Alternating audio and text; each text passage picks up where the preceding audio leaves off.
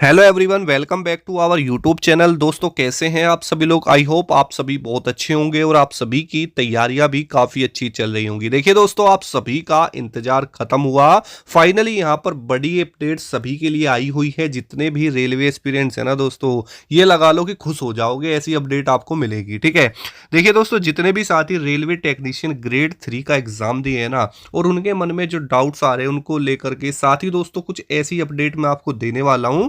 भाई एक बात मैं आपको बताऊं, न जाने पेपर होने के बाद में जब से आपके आंसर की रिलीज हुई है ना, तो भाई टेक्नीशियन ग्रेड 3 में इतने सारे डाउट्स बच्चों के सामने आए हैं कि वो बहुत ज्यादा कंफ्यूजन में है। ठीक है, तो वो सारे डाउट मैं आपको क्लियर करूंगा। बेसिकली देखिए, जब रेलवे की वैकेंसी आती है ना, बात को समझना, एक दो वैकेंसी को छोड़ करके चाहे वो आपकी कोई भी वैकेंसी हो, उसमें अलग अलग पोस्ट देखने के लिए मिलती है। जैसे अब मैं यहाँ पर टेक्नीशियन ग्रेड 3 ले लेता हूँ। इसमें दोस्तों आपकी 40 तरह की पोस्ट है, पहली बात तो यहाँ समझना।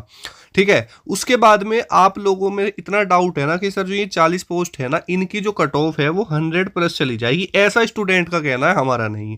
अब जो ये कह रहे हैं कि भाई 100 प्लस कट ऑफ चली जाएगी, उन वो मतलब किस पॉइंट को देख के कह रहे हैं? उनका ये कहना है कि सर आंसर की में बच्चों का जो स्कोर है वो 80, 85, 90 इस तरीके से आ रहा है, और ये विदाउट नॉर्मलाइजेशन है। और अगर इसमें नॉर्मलाइजेशन कर दिया जाए तो ये तो जो कट ऑफ है हमारी 100 पे चली जाएगी, है ना।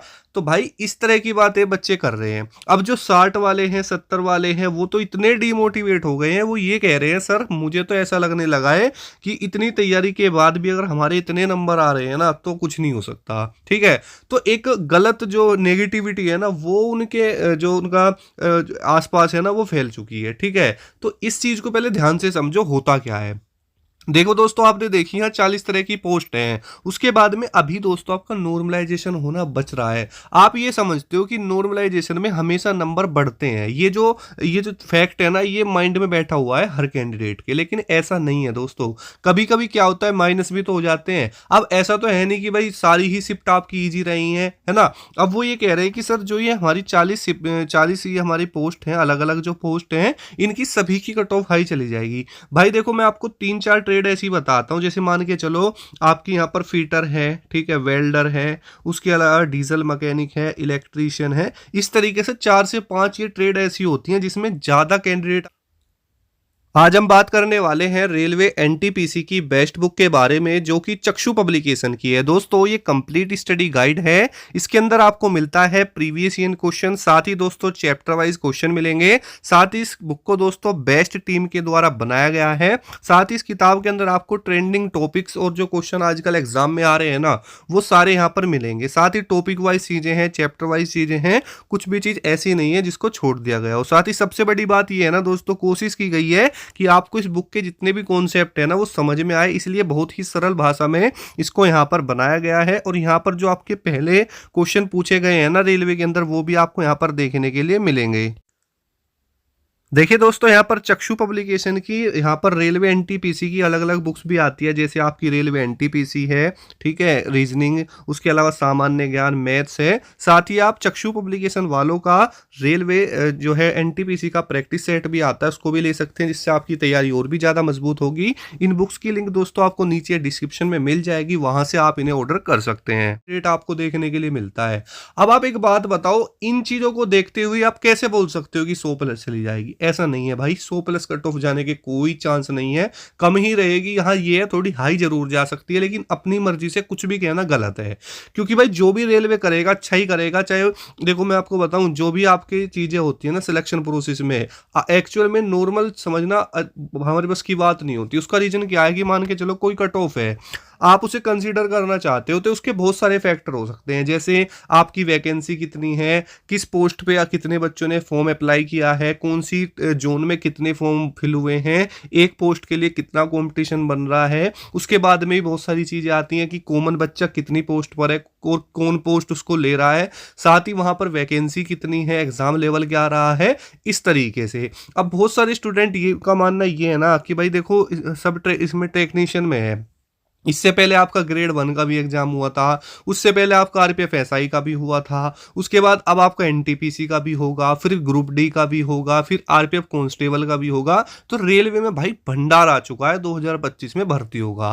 तो ये मत समझो कि भाई आपकी सारी वैकेंसियां भर जाएंगी, मेरी बात ध्यान से समझो। ये नहीं कहने का मतलब है, जो बच्चा ऐसा होगा ना जिसे अपने आप के कॉन्फिडेंस है कि नहीं मुझे तो वही पोस्ट चाहिए, तो मान के चलो कोई एनटीपीसी में अच्छी पोस्ट आ गई, ठीक है, उसका उसमें सिलेक्शन हो गया और उसका टेक्नीशियन में भी हो रहा है, तो वो तो इसको छोड़ देगा ना, बात को समझ रहे हो।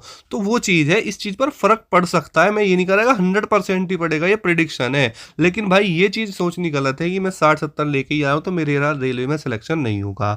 क्योंकि मेरी बात को ध्यान से समझो, आपके सामने अब ग्रुप डी की वैकेंसी है, ठीक है, आरआरबी ग्रुप डी की वैकेंसी है। सबसे पहली बात तो ये है कि कोई भी एग्जाम हो, उसका जो सिलेक्शन प्रोसेस होता है ना, वो बहुत बड़ी बात होती है। अब जो रेलवे ग्रुप डी का इससे पहले पेपर हुआ था ना, उसका पेपर भाई जो बच्चों ने दिया था मॉडरेट टू डिफिकल्ट था। बट दोस्तों इस बार जो रेलवे के एग्जाम्स आ रहे हैं ना, भाई मैं खुद बताऊं, मैं रेलवे एनटीपीसी में खुद सेलेक्टेड हूँ और मैं चेन्नई जोन से था। और रियलिटी बताऊं आपको भाई, पिछली बार जो रेलवे के एग्जाम हुए थे ना, अब के अकॉर्डिंग ना टफ थे वो, ठीक है। इस बार इतने टफ नहीं है। अब वो आप कंपटीशन लेवल मान लो, वो कुछ भी मान सकते हो। बट दोस्तों ऐसा देखा जा रहा है और उम्मीद ये जताई जा रही है कि अब जो रेलवे ग्रुप डी का एग्जाम होगा ना, वो भी ज़्यादा डिफिकल्ट नहीं आने वाला, ठीक है, इजी टू मॉडरेट ही लेवल रहेगा। अब देखो मैं आपको एक चीज़ बताऊं, वैकेंसी उस समय पर 1 लाख थी, है ना, अब क्या है, अब तो उससे बहुत कम है। तो 6 साल में वैकेंसी आई है और आपने देखा होगा कि 1 लाख से पहले एक वैकेंसी 62,000 की भी आई थी,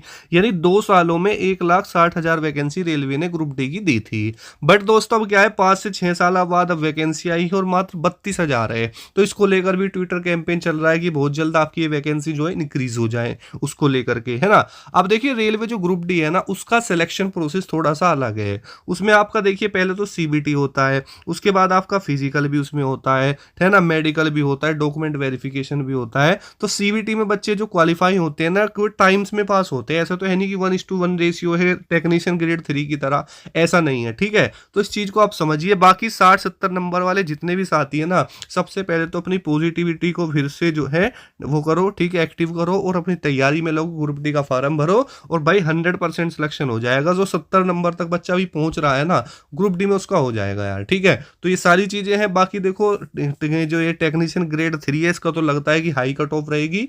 जो पीसीएम वाले बच्चे हैं उनकी वैकेंसी तो वैसे ही कम है, तो लगभग 85 प्लस तो होना ही चाहिए। बाकी जो आपका यहाँ पर 12th पास वाले हैं, जो पीसीएम वो सॉरी आईटीआई वाले हैं, उनके भाई थोड़ा कम रह सकता है क्योंकि वैकेंसी ज़्यादा है। बट फोकस करिए, अगर आपके मार्क्स कम बन रहे हैं ग्रुप डी को लेकर, बाकी जो भी अपडेट रहेगी आपको बताई जाएगी। आज की अपडेट यही थी कि हो सकता है कि ग्रुप डी में थोड़ी वैकेंसी इंक्रीज हो जाए, क्योंकि यहाँ पर जो आपका ट्विटर कैंपेन था वो भी दोस्तों जो है ट्रेंड हुआ है, ठीक है। तो कोई ऑफिशियल नोटिफिकेशन तो अभी नहीं आया कि भाई 50,000 हो गई है, 1 लाख हुई, ऐसा कुछ भी नहीं है। बट दोस्तों उम्मीद जताई जा रही है कि इंक्रीज हो जाएगी, ठीक है। तो जो साथी कम नंबर वाले थे उनके लिए यही अपडेट है कि आप ग्रुप डी की तैयारी करो, बाकी तो जो है होता रहेगा, ठीक है। तो मिलते हैं नेक्स्ट वीडियो में। जय हिंद, वंदे मातरम दोस्तों।